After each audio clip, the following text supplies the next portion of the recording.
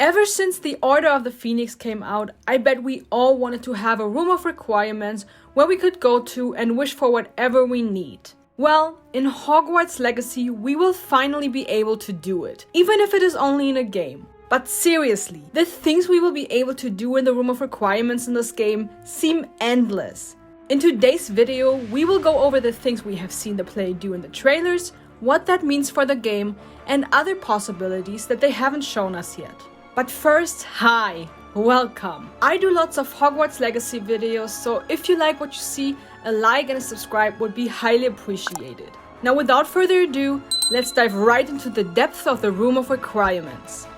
The very first thing we can notice is that the room of requirements seems to be two-leveled in this game. In this shot, we can see the player look down onto the first level where we can spot some plants and what looks like a greenhouse. I know there are also some other things that we can see, but I first want to focus on the brightly shining greenhouse. If you have watched the movies or read the books of Harry Potter, you know that the insides of rooms such as the tent in the fourth movie and book can be expanded with magic. That means from the outside it looks like a normal tent, but when you enter that tent it looks like you just entered a mansion. It is so cool. The exact same thing will happen to this greenhouse. It looks pretty small from the outside, right? Well, you will fall from your chairs when I tell you that we will be able to build a house in it, even have a whole lake in it. It's just crazy. We can see similar rooms right here and here, but I don't think we have seen the player do anything in them. Or maybe we did? Where are we when we feed the Thestrals?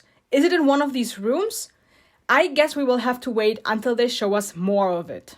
Now that we are already in the greenhouse, let's take a look at this menu or whatever here. Apparently, we are building a cottage. Maybe we'll be able to decide between different buildings, or maybe this one is the only one. Either way is pretty insane. But why would we be able to build a house? Are you telling me we will be able to enter it? What will be in it? Can we cook? I need to know. We can also see a cat here that is being brushed, and I'm curious where we will keep the other beasts. I mean, I already talked about my guess that we are going to keep the Thestrals in one of the other rooms, but where are we going to keep the mooncalves and the grabhorns? Very curious about this one.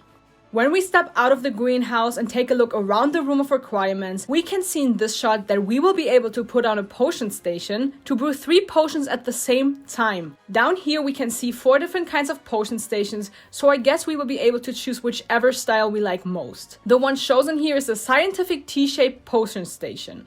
We will also be able to change the color and rotate to whatever angle we prefer. Here we can see the player collect 3 different potions. We can't really see how long these potions will brew until they are ready to be collected, and maybe depending on the potions they're gonna require different length of brewing. While that is happening, we can see on the right side of this potion stand flowers being cut and smashed so we can use them for our potions. On the left side, we can see something like a smelting station that melts materials into moonstones for us, which we will then be able to use as currency to build things like the cottage and the potion station.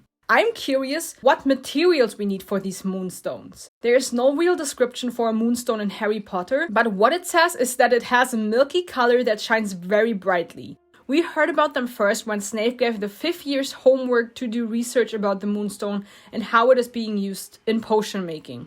Also, one thing I want to point out are these different house elf heads on the wall, which seems to be a reference to the heads hanging in Grimmauld Place number 12, also known as the House of Black. Not sure if we will be able to hang them there ourselves as decoration, or if it depends on whether we want to be a good or dark wizard. I'm not sure whether I like what I see or not.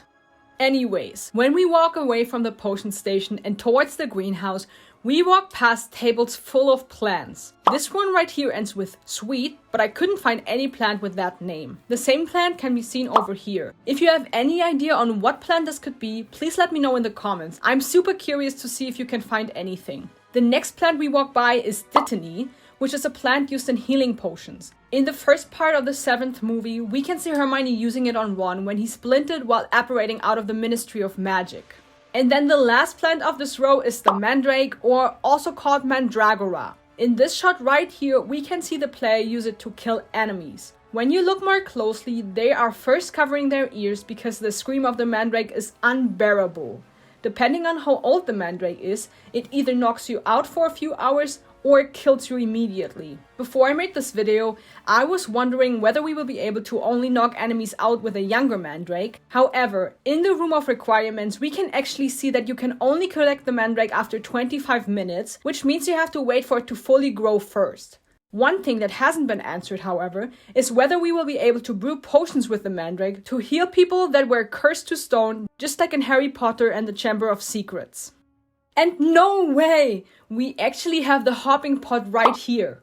If you don't know what the hopping pot is, it originates from the tale of the wizard and the hopping pot from the tales of Beedle the Bard. The tale tells that a wizard who the pot, or also cauldron, belonged to, brewed potions in it to help muggles with injuries. When the wizard died, the hopping pot was given to his son, who didn't like muggles at all. Every time he closed the door on muggles that needed help, the pot would take on their illness. For example, when an old woman came to search help for her daughter who had been growing warts, and the son closed the door on her, the pot would grow warts too. When the son closed the door on a starving man who was looking for help for his sick donkey, the pot started making donkey noises. This kept happening until the son gave up and helped every single muggle who needed help until the pot got quiet. So he learned his lesson. There's a little bit more to the story, but this was the quick version. I hope you get what I mean.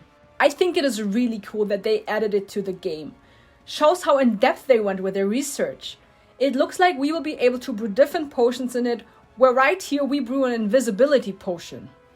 Then we have a potting station where we can pot different plants. We can see 2 of these 8 plants. The first is the Chinese chomping cabbage, and it says here that this ferocious plant may look similar to an ordinary cabbage, but sports a terrifying set of teeth and uses its large leaves to move around. When released, this plant will chase and chomp whatever it can get its jaws on. I think we can even see it in action in this shot, which will allow us to attack enemies from a further distance. And then we have the venomous tentacula, which we are planting in this pot. It says that this plant is highly venomous and attacks prey by creeping spiked vines. It should only be handled by experienced herbologists. The leaves are valuable and are used in potion making. I'm really curious if we will also be able to use it both in combat and potion making. It also seems like it doesn't matter whether we plant a medium or a large plant. The growth time stays the same. They might change that or they just leave it the same. It really doesn't matter.